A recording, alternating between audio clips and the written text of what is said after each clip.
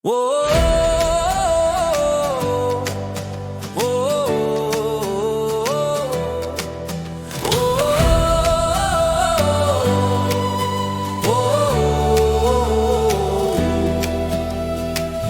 mare da să nu te pierzi prin lume, să porți cu tine propriul tău nume.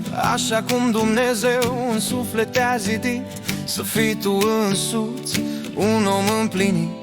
Chiar dacă toți te împing să fii altcineva, rămâi tu drept, păstrează-ți inima.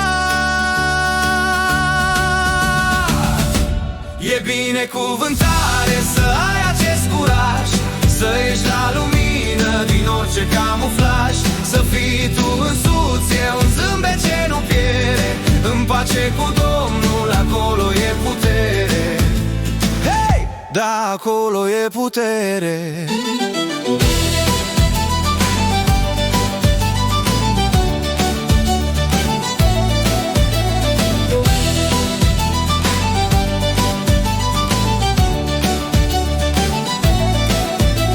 Primește slăbiciunea cu blândețe, s-o privești. Ea arată lumii cât de sincer ești. Nu-i despre perfecțiune, ci despre cum te scoli. Să înveți din fiecare pas prin mii de roluri. Mergi pe drumul tău chiar de pare mai greu.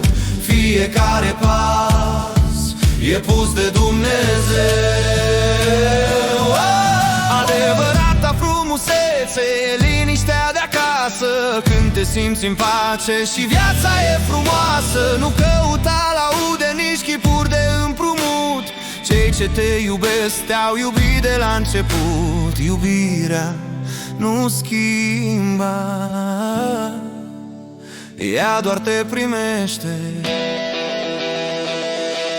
E binecuvântare să ai acest curaj, să ieși la lumină din orice camuflaj. Să fii